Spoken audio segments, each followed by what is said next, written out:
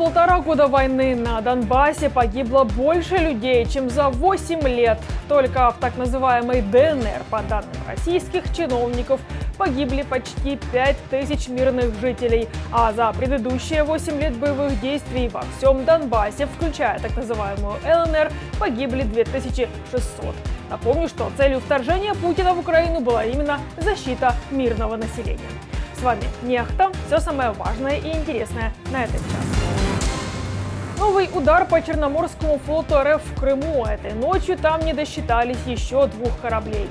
Так, вони використовувались для перенесення різноманітного важливого обладнання, і тепер вони виконувати цю функцію не будуть. ВСУ перерезали дорогу Олешки-Новая Каховка в Херсонской области. Смогут ли оккупанты адаптироваться? Цахал штурмовал военную базу Хамас в центре города Газа. Они слышат это и дрожат от страха. Друзья, для начала, как обычно, о наболевшем. Все просят лайки, и я не буду исключением, ведь для команды Нехта очень важна ваша поддержка. Ваша активность говорит YouTube о том, что мы вам интересны, и это очень помогает продвижению наших видео. Итак, вперед к новостям. Украинские военные уничтожили 2 российских десантных корабля в аннексированном Крыму. Удар нанесли минувшей ночью. Об этом сообщили в Главном управлении разведки Министерства обороны Украины. На судах находился экипаж и была загружена бронетехника, в частности БТР-82. Эти катера РФ использовала во время оккупации острова Змеиный для перебрасывания техники и десанта.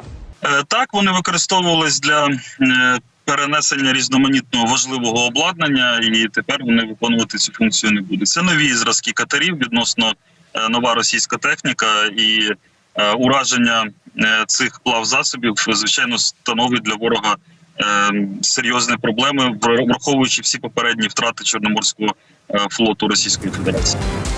В Брянской области неизвестные расстреляли машину с пограничниками. Среди них был офицер ФСБ. УАЗ-патриот, в котором находился подполковник Шатый, атаковали на окраине села Улица.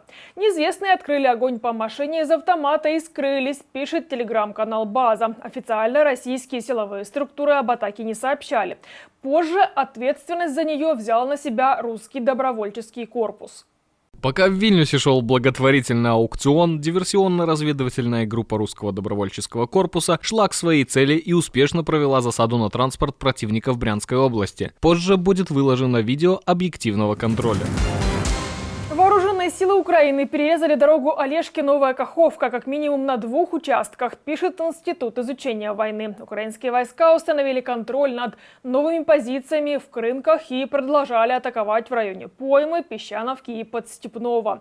Аналитики института считают, что российским оккупантам может быть трудно передислоцировать боеспособное подкрепление для ответа на украинские операции в восточной части Херсонской области. Российское командование столкнется со значительными трудностями при переброске частей с других участков фронта, если относительно боеспособные российские соединения и ныне не задействованные российские силы на Херсонском направлении будут недостаточными для ответа на украинские операции на восточном берегу Днепра. Передислокация частей 7-й дивизии ВДВ или других соединений и частей ВДВ в западную часть Запорожской области приведет к срыву там российских оборонительных операций. Любая потенциальная передислокация российских сил на Херсонское направление ухудшит способность России поддерживать другие ее операции. Кремль сообщил о визите Путина в штаб Южного военного округа в Ростове-на-Дону. Еще днем в четверг диктатор был в Казахстане, ну а под вечер якобы уже проверял работу Шойгу и Герасимова на границе с Украиной.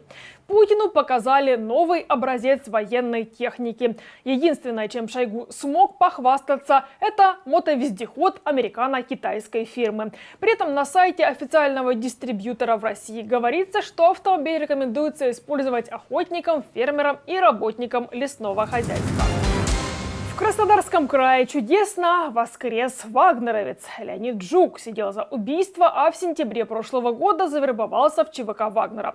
В декабре его матери Светлане сообщили, что он погиб. Женщина похоронила сына в закрытом гробу, а спустя 10 месяцев случайно узнала сына на видео. Вместе с сослуживцами тот жаловался на проблемы на фронте. Мне не пришло ни одного письменного ответа, но был звонок из Минобороны. Сказали, что получили мое обращение и что в декабре Леня подписал с ними контракт на год. Еще сказали, что до этого он лежал в госпитале с контузией. Думаю, что из-за контузии он мог забыть мой номер, поэтому и не звонит. Где мой сын, я не знаю. Кого я похоронила, я не знаю.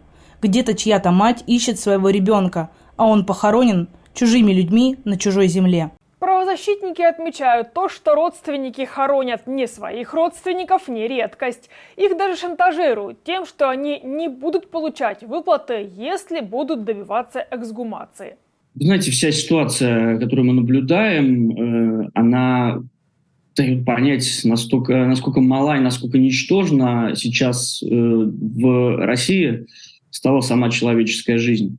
Это люди, которых отправляют на убой, это люди, за которыми стоят загранотряды, и зэки, которые находятся в штрафных батальонах, и на них просто делают опыты на живых, чтобы людям на живом примере, да, тем, кто находится на войне, показывать, каким образом раны перебинтовывать, каким образом с трупом обращаться и так далее. И вот эти все ситуации со смертью. И ведь была же публичная казнь, записанная на видео, а потом выяснилось, что человек на самом деле не умер, что никто его не казнил.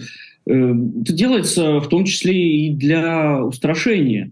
И да, отношение к этим участникам специальной военной операции, которых, с одной стороны, называют героями, школы в честь них называют, открывают парты героя.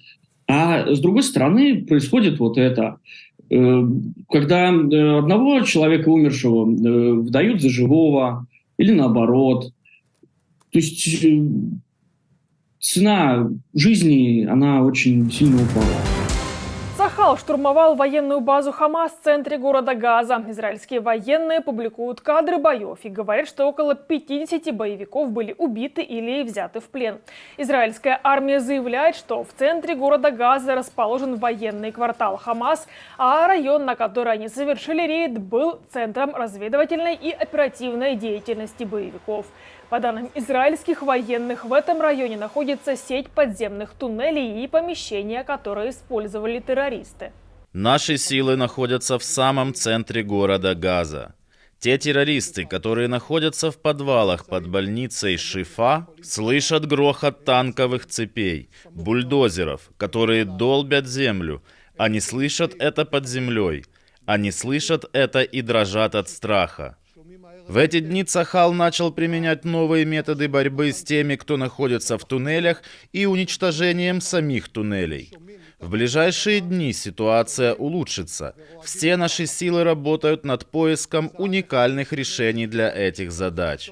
Мы работаем и добиваемся успеха. С этого дня Израиль будет практиковать ежедневные 4-часовые гуманитарные паузы на севере сектора Газа, сообщают в Белом доме, для доставки гуманитарных грузов и чтобы мирные могли выехать в более безопасные места.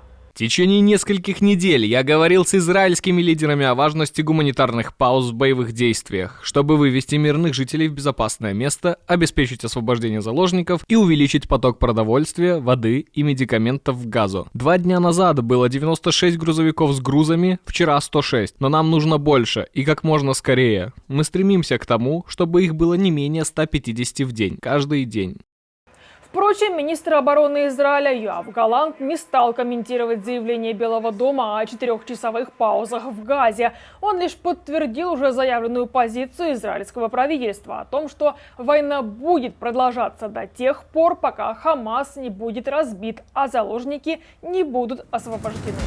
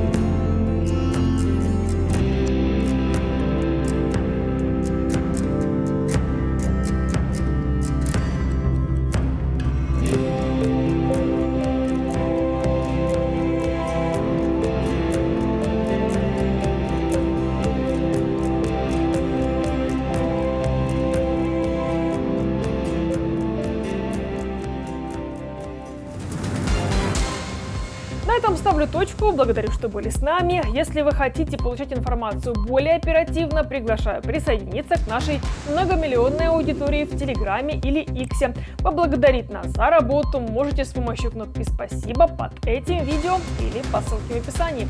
До новых встреч, хороших вам новостей. Слава Украине! Живе Беларусь!